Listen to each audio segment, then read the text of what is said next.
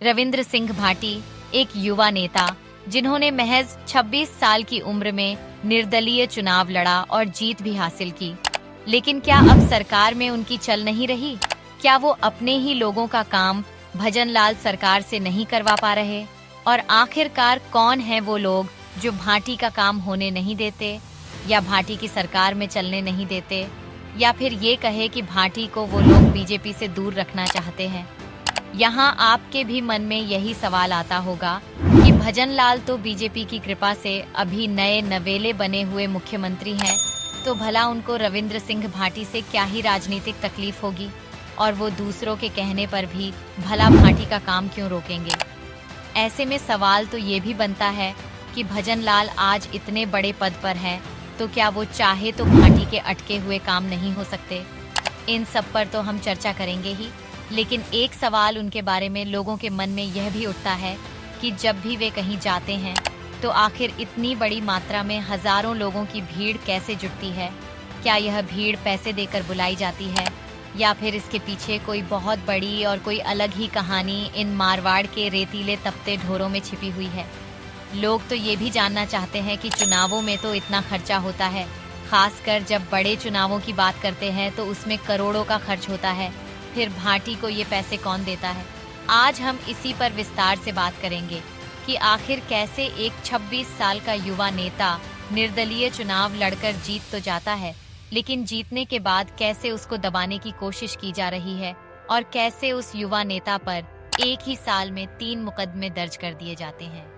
देखिए, इन सब बातों को जानने के लिए सबसे पहले तो आप थोड़ा सा ये जान लीजिए कि जिस रविंद्र नाम के लड़के को 2018 के विधानसभा चुनाव में कोई जानता भी नहीं था, वो लड़का 5 साल बाद होने वाले 2023 के अगले चुनाव में बिना किसी भी बड़ी पार्टी के मदद और बीजेपी जैसी बड़ी पार्टी के खिलाफ मैदान में उतरकर वो बंदा विधानसभा तक पहुंच जाता है। आखिर कैसे? सवाल तो अभी भी यही है। तो सबसे पहले हम आपको थोड़ा सा शॉर्ट में बिना टाइम गवाए ये बता देते हैं, आखिर रविंद्र है कौन? अब आपको ये जानकर शायद थोड़ी सी हैरानी हो कि रविंद्र के परिवार का राजनीति से दूर दूर तक कोई भी वास्ता नहीं है, क्योंकि रविंद्र दुधोड़ा गांव के रहने वाले एक शिक्षक, जिनका नाम शैतान सिंह भाटी है, उनके बेटे हैं। रविंद्र की शुरुआती शिक्षा गांव के ही एक सरकारी स्कूल से संपन्न हुई। उसके बाद वकालत की पढ़ाई करने के लिए वो JNVU यानी जय नारायण व्यास विश्वविद्यालय में आ गए। रविंद्र ने 2019 में जय नारायण व्यास विश्वविद्यालय में अध्यक्ष पद के लिए चुनाव लड़ने की इच्छा जाहिर की, तो ABVP से टिकट न मिलने पर उन्होंने निर्दलीय चुनाव लड़ा और एक नया इतिहास रचा। इस जीत के बाद से ही उनके राजनीतिक करियर की शुरुआत हो गई थी।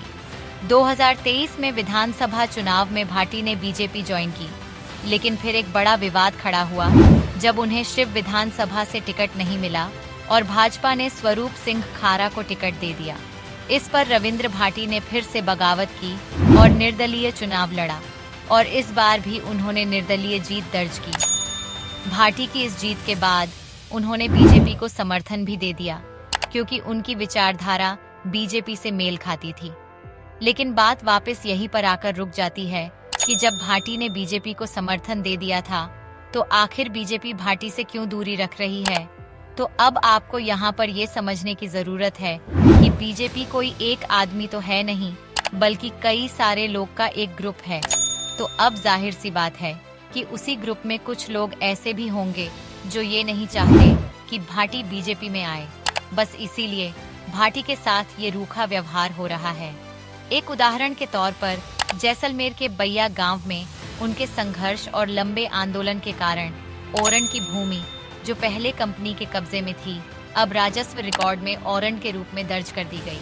हालांकि कई बार प्रशासन और सरकार के फैसले रविंद्र की इच्छाओं के खिलाफ होते हैं, लेकिन भाटी कभी हार मानने वाले नहीं हैं। एक और उदाहरण सामने आया जब उन्होंने रोहिडी म्यूजिक फेस्टिवल का आयोजन किया। रोहिडी के ढौरों में थार के कलाकारों को एक मंच देने के लिए इस कार्यक्रम की योजना बनाई गई थी। शुरुआत में प्रशासन ने अनुमति दे दी थी, लेकिन जब कार्यक्रम का प्रचार तेज हुआ तो 3 दिन पहले सुरक्षा कारणों का हवाला देते हुए प्रशासन ने अनुमति रद्द कर दी। लेकिन भाटी की टीम ने फिर वही संघर्ष और जिद दिखाई जो उनकी पहचान बन चुकी है। उन्होंने इसी कार्यक्रम को शिव में ही सफलतापूर्वक आयोजित किया और 12 तारीख को हुए इस म्यूजिक फेस्टिवल की गूंज पूरे प्रदेश में सुनाई दी। यही कारण है कि आज प्रदेश का युवा भाटी का दीवाना है, क्योंकि उनका संघर्ष और उनकी प्रतिबद्धता आज के युवाओं के लिए प्रेरणा का स्रोत बन चुकी है।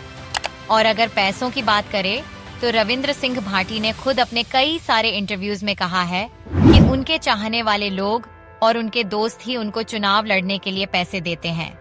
अगर आपको यह वीडियो पसंद आया हो तो इसे लाइक और हमारे चैनल को सब्सक्राइब जरूर करना।